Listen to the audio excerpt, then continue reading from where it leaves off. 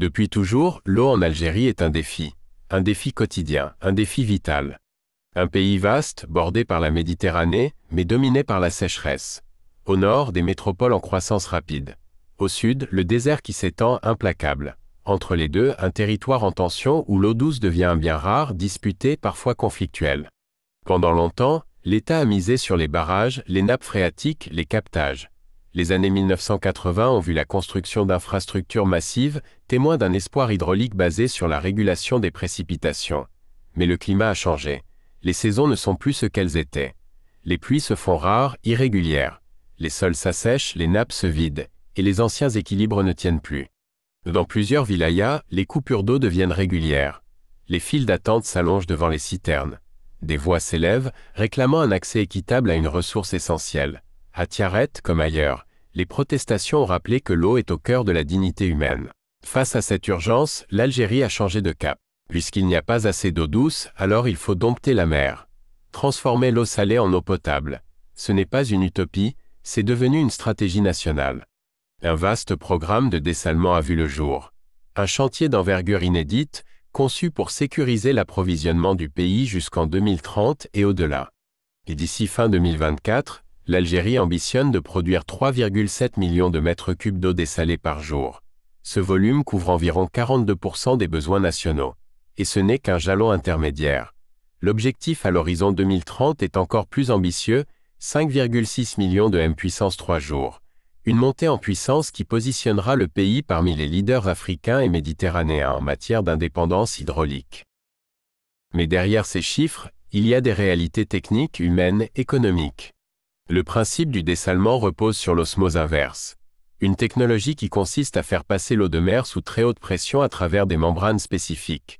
Ces filtres retiennent les sels, les impuretés, les bactéries. À la sortie, une eau pure, potable, prête à être distribuée. Cette technologie n'est pas nouvelle. Elle est utilisée dans plusieurs pays du Golfe, en Espagne, en Israël. Mais elle a longtemps été considérée comme coûteuse, complexe, réservée aux économies très riches. Ce paradigme est en train de changer. Les coûts de production ont diminué, notamment grâce à l'évolution des matériaux, à la numérisation des contrôles, à l'intégration d'énergies renouvelables. Le solaire, en particulier, a permis de compenser une partie du coût énergétique initial. L'un des projets emblématiques de cette révolution est l'usine de Cap-Blanc à Oran. Inaugurée en février 2025, elle est l'une des plus grandes d'Afrique. Sa capacité de 300 000 m3/jour permet d'alimenter plusieurs millions d'habitants dans l'ouest algérien. Elle s'ajoute à celles déjà opérationnelles ou en cours de finalisation à El Tarf, Béjaïa, Boumerdès, Tipaza. Ensemble, ces installations devraient garantir une production de 1,5 million de M puissance 3 jours d'ici fin 2024. À terme, 19 usines seront réparties stratégiquement sur le littoral. L'objectif, couvrir de manière équilibrée les besoins des grandes agglomérations, mais aussi assurer une réserve stratégique en cas de stress hydrique prolongé. Ces infrastructures sont coordonnées au niveau national. L'État pilote le programme depuis Alger, avec des agences spécialisées, des entreprises publiques comme Cosider, des bureaux d'études algériens et internationaux. Le coût actuel du programme atteint 2,4 milliards de dollars.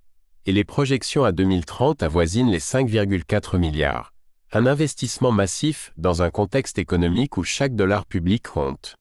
Mais cet effort est jugé nécessaire, car le coût de l'inaction serait bien plus lourd. Une pénurie d'eau, c'est une perte de productivité agricole, un ralentissement industriel, une crise sanitaire, un exode rural accru. Pourtant, les défis techniques ne manquent pas. Le premier est énergétique. Produire un mètre cube d'eau dessalée nécessite entre 3 et 5 kWh. C'est l'équivalent de la consommation quotidienne d'un foyer modeste. Sur des millions de mètres cubes, l'impact est considérable. Aujourd'hui, une partie de cette énergie provient de centrales solaires. Mais l'essentiel reste encore assuré par le gaz naturel.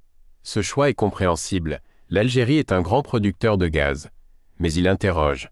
Utiliser une ressource fossile pour alimenter des usines de dessalement peut sembler contre-productif, surtout dans un monde en transition énergétique. Le gouvernement affirme vouloir verdir progressivement le mix énergétique. Des projets hybrides sont en cours. Certains sites envisagent une autonomie complète en solaire d'ici 2030, mais pour l'instant, l'équilibre reste fragile. Un deuxième défi concerne l'environnement. Le processus de dessalement génère une saumure, Une eau très salée, parfois chargée en produits chimiques issus du pré-traitement. Cette saumure est rejetée dans la mer. Mal gérée, elle peut perturber les écosystèmes côtiers, modifier la salinité locale, nuire aux poissons, aux herbiers et à la chaîne alimentaire. Pour limiter cet impact, des études d'impact environnemental sont menées en amont. Des conduites sous-marines sont installées pour diffuser la saumure plus loin au large, dans des zones à forte dispersion naturelle. Des capteurs surveillent en continu les niveaux de salinité. Mais le risque zéro n'existe pas, et certaines ONG appellent à renforcer les mécanismes de contrôle indépendants. Un troisième enjeu est territorial. Si les usines sont situées en bord de mer, c'est logique, c'est là que l'eau salée est disponible. Mais les besoins ne se limitent pas aux grandes villes côtières. Les hauts plateaux, les zones agricoles de l'intérieur, les wilayas enclavées ont elles aussi soif. Pour cela, un réseau de distribution est en cours de déploiement. Des canalisations sur des centaines de kilomètres, des stations de pompage, des bassins de stockage.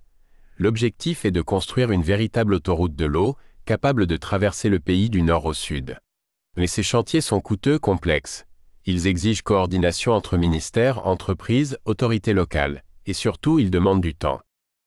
Il y a aussi la question de la maintenance. Une usine de dessalement, ce n'est pas seulement des murs et des tuyaux. C'est un écosystème fragile où chaque paramètre compte, la pression, la température, la propreté des membranes, la qualité des filtres. Cela nécessite des équipes qualifiées, des ingénieurs, des techniciens, des opérateurs capables de diagnostiquer une panne, de prévenir une dérive, de réagir en urgence. C'est pourquoi l'Algérie investit dans la formation.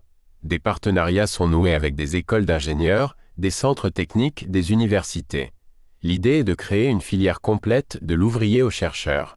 Et au-delà de l'opérationnel, c'est tout un tissu industriel qui se structure. Les membranes, longtemps importées, pourraient à terme être fabriquées localement. Les pompes, les vannes, les capteurs aussi. Des startups émergent. Des joint ventures se créent. L'objectif est clair, réduire la dépendance, créer de la valeur ajoutée, faire de l'eau une filière stratégique. Cette vision s'inscrit dans un projet plus vaste, celui de la souveraineté hydraulique. Une souveraineté qui ne se limite pas à la quantité, mais qui s'étend à la qualité, à la résilience, à la maîtrise technologique. Une souveraineté qui place l'eau au cœur du développement durable, dans un pays où chaque goutte compte. Et cette démarche s'accompagne d'une autre révolution, la réutilisation des eaux usées. Aujourd'hui, des millions de mètres cubes d'eau industrielle ou agricole sont rejetés sans traitement. Une aberration, dans un pays en stress hydrique. C'est pourquoi un plan a été lancé pour recycler 60% de ces eaux d'ici 2030. Ce recyclage permettrait d'alimenter l'irrigation, l'industrie, voire certaines applications domestiques.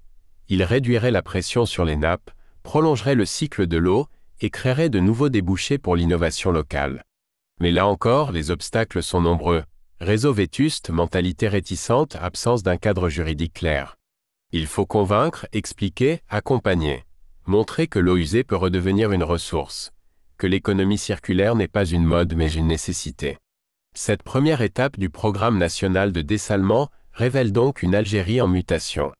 Un pays qui ne nie pas ses difficultés, mais qui cherche à y répondre.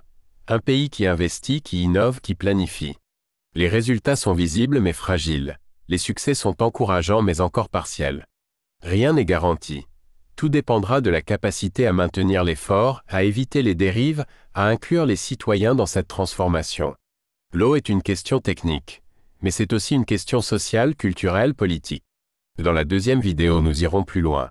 Nous verrons comment ces projets transforment la vie des habitants, comment ils sont perçus sur le terrain, quels impacts ils ont sur l'agriculture, sur les usages quotidiens, sur les équilibres sociaux. Nous explorerons les critiques, les inquiétudes, les résistances. Et nous poserons la question centrale. Cette stratégie peut-elle devenir un modèle? Peut-elle inspirer d'autres pays? L'Algérie peut-elle devenir un leader de la gestion durable de l'eau dans la région? Ou s'agit-il d'un pari risqué, coûteux, difficile à tenir dans la durée? Rien n'est tranché, mais une chose est certaine, la transition hydrique est en marche. Et elle mérite qu'on s'y attarde. Alarme, abonne-toi pour suivre cette enquête jusqu'au bout. Partage cette vidéo si tu veux que l'information circule à hauteur d'humain.